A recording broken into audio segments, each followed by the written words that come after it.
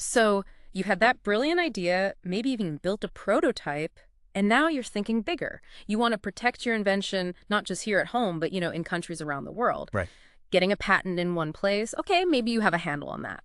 But tackling applications in Germany, Japan, Australia, Brazil, each with their own rules, their own languages, their own deadlines. Uh-huh. Doesn't that just sound like a bureaucratic mountain range you'd have to climb? It absolutely can feel that way. Yeah. I mean, the complexities of different national patent laws and procedures, Mhm.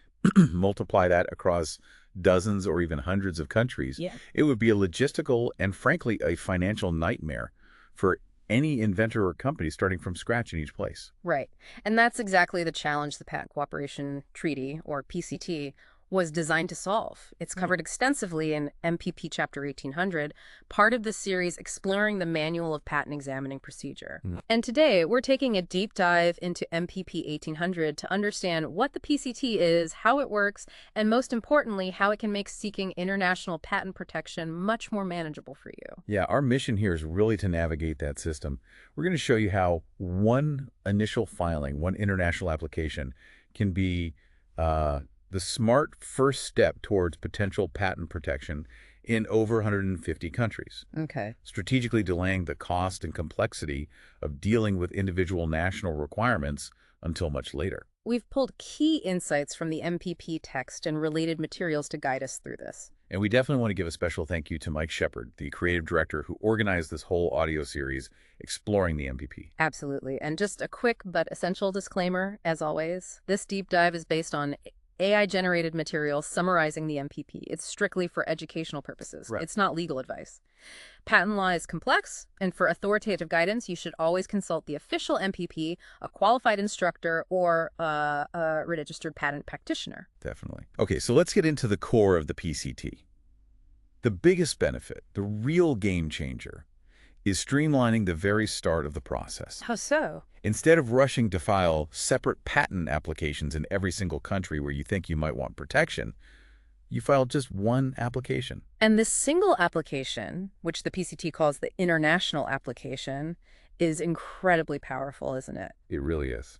When you file it and designate the countries you're interested in, which can be virtually all PCT member states, it has the same effect as if you had filed a national patent application in each of those countries simultaneously on that very first day. Exactly. Think of it as holding your place in line in all those different countries with just a single initial filing. Okay. It gives you an effective filing date in many jurisdictions at once without having to prepare and file separate applications, often in different languages, right away. Big savings up front. So where do you send this magical single application then? Well, you file it at what's called a competent receiving office, or RO. If you're based in the U.S., that would typically be the USPTO. Makes sense. But you could also file directly with the International Bureau of WIPO in Geneva. All right. Once the receiving office processes your application, it kicks off what's known as the international search phase. Your application gets sent to an authorized international searching authority, or ISA. And the USPTO can be one of those? Yep, the USPTO can act as an ISA, as could the European Patent Office, and several others. This is where you get crucial early feedback, right? Absolutely crucial. The ISA's job is to conduct a thorough search for relevant prior art.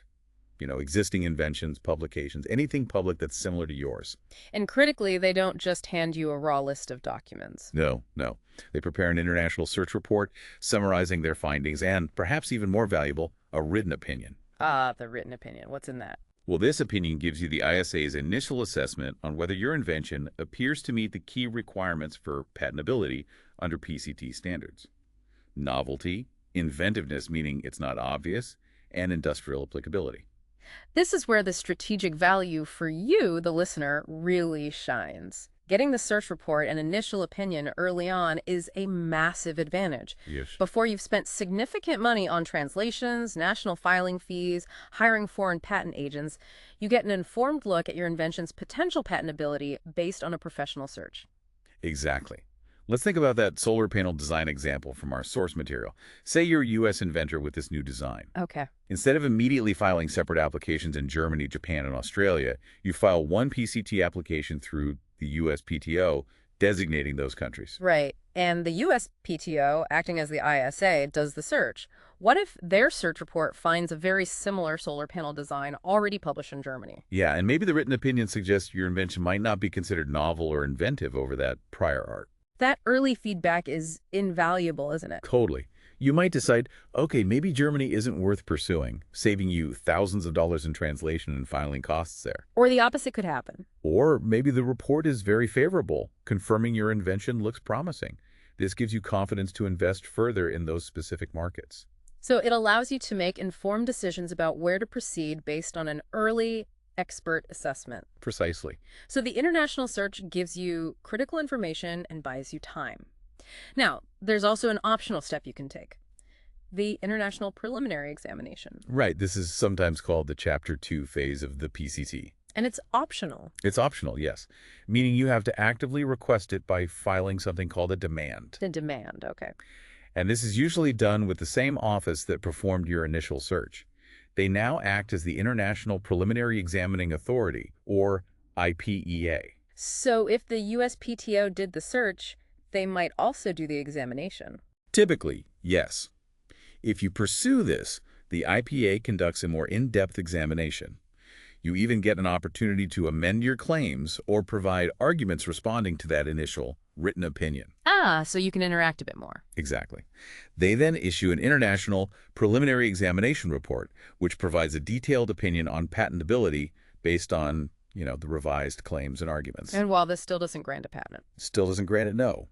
But this report provides a more developed assessment of your application's patentability that many national patent offices will consider during their own examination process later on. So it could be useful if the first opinion wasn't great. It can be particularly useful then, yeah. It gives you a chance to address concerns and get a second, more detailed opinion before you commit to entering the national stage in various countries. Okay, so the international phase gives you time, early feedback, optionally more examination. But remember, it doesn't actually grant you a patent. Correct. That's the critical point. The moment you actually start seeking the grant of a patent in a specific country is when you enter the national stage in that country. That's the crucial so what moment for each individual country you designated way back at the beginning. You've held your place, gotten feedback, maybe examination. Right. And now you have to formally enter the process in Germany if you want a German patent, Yeah. in Japan for a Japanese patent, and so on. And this involves fulfilling the specific requirements of each national patent office, like our sources mention for the U.S. national stage. Uh-huh. This typically involves submitting a translation if the international application wasn't in English and paying the required national fees. Right. And each country will have its own similar steps, its own forms, its own fees. And there's a critical deadline for this, isn't there? Oh, yes. Very critical. Yep. The standard time limit for entering the national stage is usually 30 months from your earliest priority date. 30 months. That's 2.5 years. It's a significant amount of time, yeah. From your initial filing to decide which countries you'll actually pursue, the USPTO and most PCT countries adhere to this 30-month rule, though there might be a rare exception somewhere. And if you miss that deadline, If you miss this deadline in a particular country, you've basically lost the opportunity to use the PCT route to get a patent there. You might have other options, but the streamlined PCT benefit for that country is gone. it really highlights how the PCT buys you time, doesn't it? Time to assess your invention's potential, market opportunities, financial resources. Exactly. Before committing to the potentially significant costs of multiple national filings. And speaking of the national stage, for filing in the U.S. using the PC2 route, the applicant identified in the international phase is important, if it's not the inventor. Right. They needed to be named back then. Yeah. And an assignee, like a company the inventor works for, can step in and manage the application representation at this stage too. Okay. It seems like there are quite a few players involved in this PCT system. There are a few key players, each with their role. We've talked about the receiving office where you file, Yeah. the ISA that searches, and the IPEA Yeah. for that optional examination. Right. There's also the International Bureau of WIPO. Think of them as the central administrator for the whole system. They handle publication, communication between offices, things like Okay, that. the central hub. Sort of. And finally, the designated or elected offices. These are simply the national patent offices, like the USPTO or the German Patent Office, where you eventually enter the national stage to try and get the actual patent granted. Got it. Beyond the main process steps, there are probably some practical administrative things the system addresses too. Oh yeah, lots of details covered in MPP 1800. For example, when you're preparing the application documents, the PCT has standards. For drawings, Drawings. yeah, generally color drawings are not permitted in the initial international filing documents. Oh, interesting. Black and white only. Pretty much. For the international application itself, you might be able to use color later in the national phase depending on the specific country's rules, but not usually in the PCT filing. Good to know. What else? Well, for inventions in technical fields like biotechnology, there are very specific requirements for how sequence data like DNA or protein sequences must be presented. Yeah, that seems complex. It is, and the system evolves. For applications filed recently, there's a new international standard using a specific electronic format, XML-based. The MPP goes into great detail on how this data must be included, especially for the U.S. national stage. Getting it right is crucial for your application. Okay. Another important concept the PCT deals with is unity of invention. What's that about? Right, unity. The idea is that your international application should relate to one invention, or maybe a group of inventions that are so closely linked they form a single general inventive concept. Okay, so you can't just throw everything into one application. Not really, no.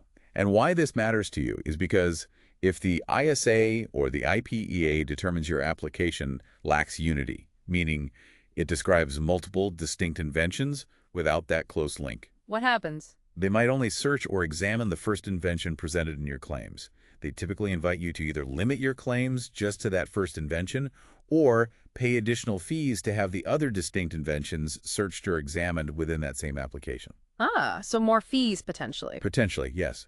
If you don't comply or pay, those other inventions won't get an international search or opinion, which could complicate things when you try to pursue them later in the national stage. Makes sense. What about fixing mistakes or changing your mind?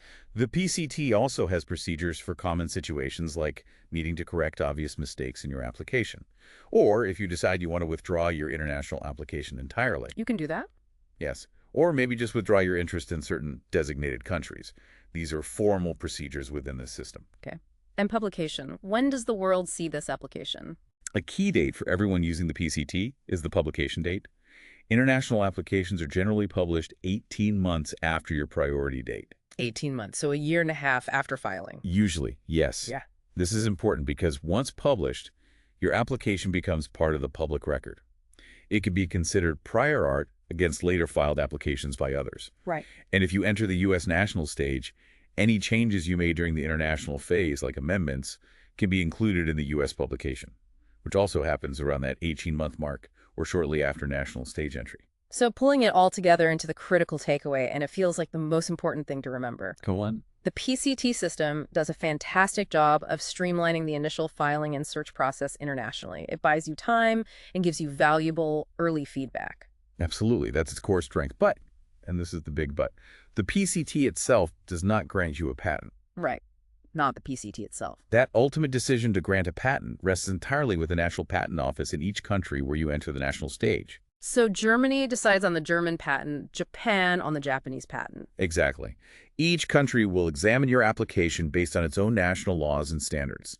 They'll often use the international search and examination reports as helpful input, but the final call is theirs. It's kind of like an international passport system getting you into the country. Yeah, good analogy. But you still need to go through their specific visa and immigration process to stay and work there legally. That's a great way to put it. So the PCT, as detailed in MPP Section 1800, is this really powerful tool.